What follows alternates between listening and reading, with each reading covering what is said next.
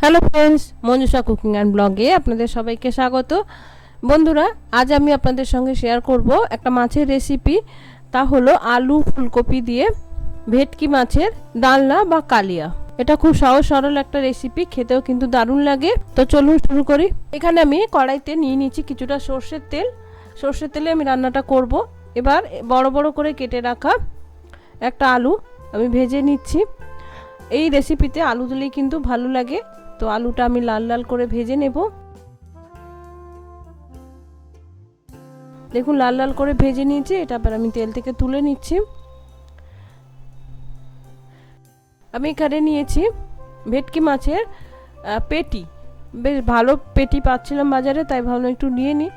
তো সেই পেটি নিয়েছি আমি। আপনারা চাইলে গাদা নিতে পারেন বা গোটা ভেটকি মাছও নিয়ে কেটে নিতে পারেন। তো এবার মাছটা আমি ভেজে নেব। দেখুন মাছটা দুদিকেই লাল লাল করে ভেজে নিয়েছি। এর থেকে বেশি লাল লাল করে কিন্তু ভাজবো না, তাহলে ভেটকি মাছের স্বাদ কিন্তু নষ্ট হয়ে যাবে। তো আমি এবার তেল থেকে তুলে নেব। সেই তেলেই আমি ভেজে নিচ্ছি ফুলকপি। এরকম বড় করে টুকরো করে কাটা ফুলকপি নিয়েছি আমি। ফুলকপিটা সামান্য গরম জলে একটু ধুয়ে নিয়েছি, যদি পোকা টোকা থাকে সেদ্ধ কিন্তু করিনি, জাস্ট গরম জলে একটু ধুয়ে নিয়েছি। এই ফুলকপিগুলো আমি লাল লাল করে ভেজে নেব।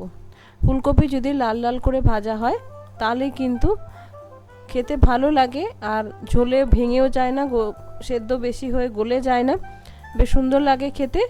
তাই জন্য ফুলকপিটা কিন্তু লাল লাল করে ভেজে নিতে হবে। দেখুন আমি ফুলকপিটা লাল লাল করে ভেজে নিয়েছি। সুন্দর দেখতে হয়েছে কালারটা, এবং ফুলকপিগুলো কিন্তু অনেকটা সেদ্ধও হয়ে গেছে। এবার এগুলো তেল থেকে তুলে নেব। এবার কড়াইতে দিয়ে দিচ্ছি আবার কিছুটা সর্ষের তেল।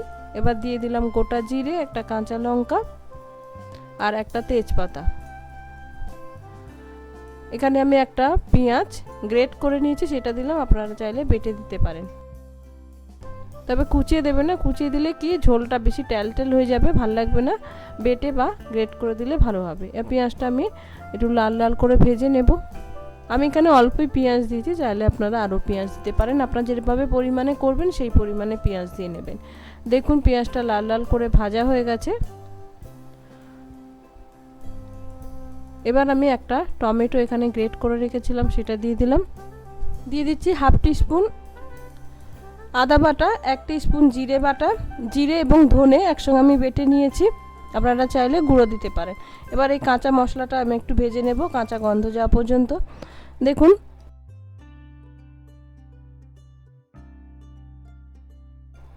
মশলাটা আমি ভেজে নিয়েছি, একটু তেল ছাড়তে শুরু করেছে। এবার শুকনো মশলাগুলো দিয়ে দেব।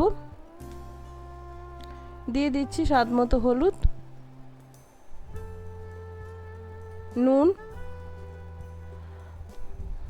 এখানে আমি অল্প চিনি ব্যবহার করছি, কারণ যেহেতু এটা পেঁয়াজ দেওয়া হয়েছে আর ফুলকপি আছে, তো একটু চিনি কিন্তু দিতে হবে। চিনি না দিলে কিন্তু তরকারিটা একটু তিতকুটে লাগবে, ভালো লাগবে না খেতে। তাই সামান্য টেস্টটা ব্যালেন্স করার জন্য কিন্তু চিনি দিতে হবে। এবার দিয়ে দিলাম কালারের জন্য একটি রেড চিলি পাউডার। এবার সব মশলাগুলো একটু ভালো করে মিশিয়ে মিনিটখানেক আমি ভেজে নেব। মিনিটখানেক ভাজার পরে ভেজে রাখা ফুলকপি আর আলুটা আমি দিয়ে দিলাম। এইগুলো মশলার সঙ্গে ভালো করে একটু মিশিয়ে মিনিটখানেক আমি একটু কষিয়ে নেব, তাহলে ফুলকপির মধ্যে মশলাটা ভালোভাবে মিশে যাবে। এবার ভেজে রাখা মাছগুলো দিয়ে দিচ্ছি। অনেকে হয়তো মাছ গ্রেভিতে দেয় জল দেওয়ার পরে, তবে আমি মশলার মধ্যে দিয়ে একটুখানি নেড়ে নিই। তবে খুবই সাবধানে নাড়তে হবে, ভেটকি মাছ কিন্তু খুবই নরম মাছ, ভেঙে যেতে পারে। মিনিটখানেক নেড়ে নেওয়ার পরে আমি দিয়ে দিচ্ছি গরম জল। এখানে আমি গরম জল ব্যবহার করছি। গরম জল ব্যবহার করলে কিন্তু ভালো, মাছে বা মাংসে গরম জল ব্যবহার করলে তরকারির টেস্ট ভালো হয়। আপনারা যেরকম গ্রেভি রাখতে চান সেরকম জল দেবেন। আমি মোটামুটি গ্রেভি রাখবো, মাখা মাখা মতো, তো তাই জন্য এরকম জল দিলাম পরিমাণ। এবার গ্রেভিটা ফুটে উঠলে আমি ঢাকা দিয়ে এটা মিনিট 10 করে নেব। অবশ্যই কম আঁচে করবেন। দেখুন 10 মিনিট পরে গ্রেভিটা কিন্তু খুব বেশি শুকায়নি, আমি মোটামুটি এরকম রেখেছি। এবার দিয়ে দিলাম একটু গরম মশলা গুঁড়ো আর অল্প একটু ধনে পাতা। বন্ধুরা দেখতে কিন্তু দারুণ হয়েছে। এবার এটা আমি ঢাকা দিয়ে রেখে দেব মিনিট 5, তারপরে সার্ভ করব। তো বন্ধুরা রেডি আমার আলু ফুলকপি দিয়ে ভেটকি মাছ। এটা কিন্তু বন্ধুরা খেতে অসাধারণ হয়। যারা ভেটকি মাছ পছন্দ করেন তাদের তো খুবই ভালো লাগে। আমার শ্বশুরবাড়িতে এটা খুব পছন্দ করে, আমার হাজব্যান্ড খুব পছন্দ করে বলে এটা আমি করি। আমি ভেটকি মাছ খুব একটা পছন্দ করি তা নয়, কিন্তু বাড়ির লোক পছন্দ করে বলে আমি করি। আর গরম ভাতে কিন্তু এটা দারুণ লাগে খেতে। তো বন্ধুরা আশা করি আপনাদের এই ভালো লাগলো সহজ সরল মাছের রেসিপি। আপনারা বাড়িতে অবশ্যই একবার করে দেখতে পারেন, গরম ভাতে ভালো লাগবে। আর এই সময় নতুন ফুলকপি উঠছে, এই সময় কিন্তু করলে আরোই ভালো লাগবে। নমস্কার, ধন্যবাদ, ভালো থাকবেন।